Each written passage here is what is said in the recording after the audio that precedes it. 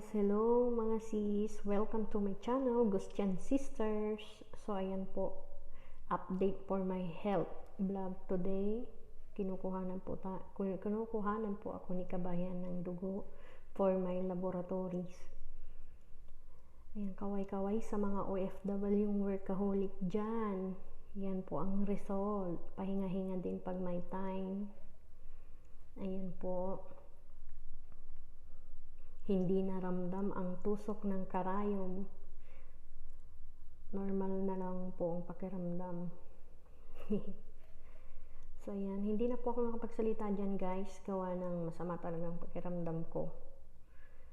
So, payo ko sa mga taong walang pahinga. Magpahinga naman kayo. Matulog ng tama sa oras.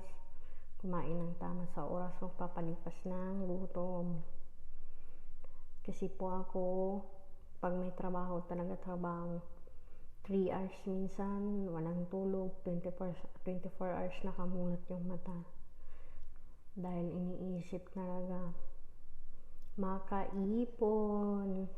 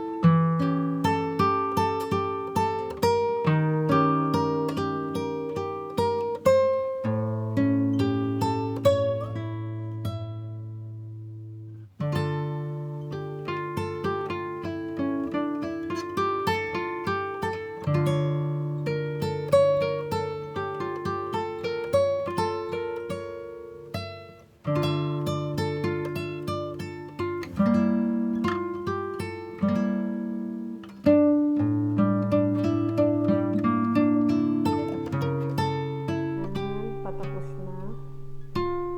Sinaksak na natin yung suwero na kahit papaano mapalitan yung lakas na, yung madagdagan yung lakas sa himin.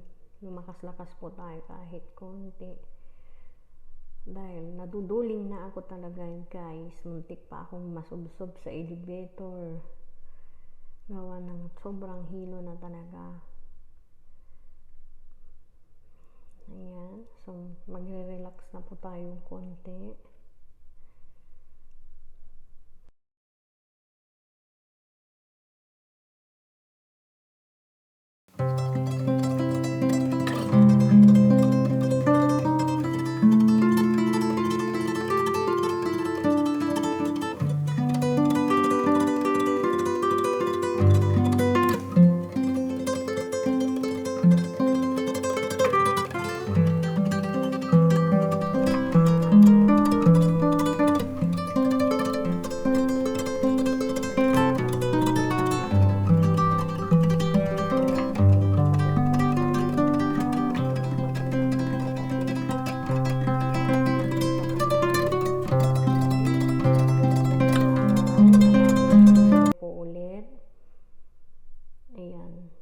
Pinipilit ni kabayan ni ate nurse na kung saan ang aking ugat dahil hindi na makita.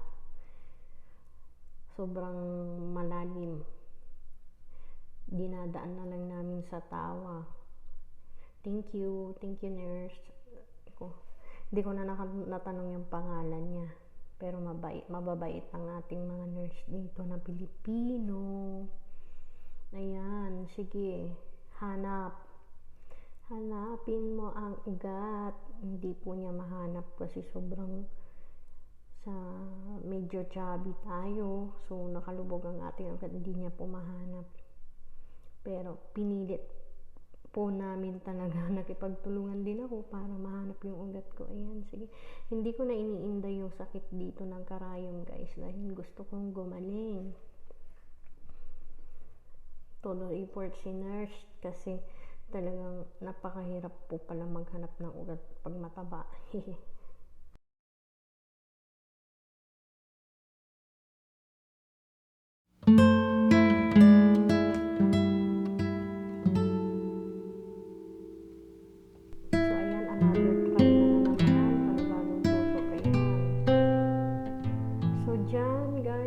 Siguro anim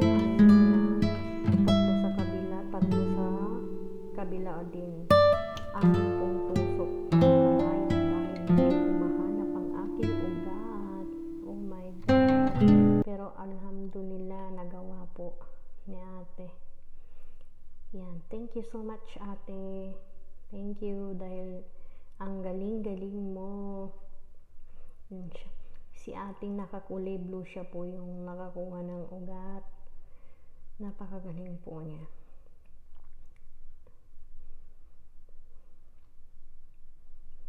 Bali, ang nangyari sa akin guys is yun, bumagsak ang aking dugo dahil laging pagod. Walang tamang tulog. Pero sa awa ng Diyos, okay na po ako, magaling na po ako. Thank you, Lord.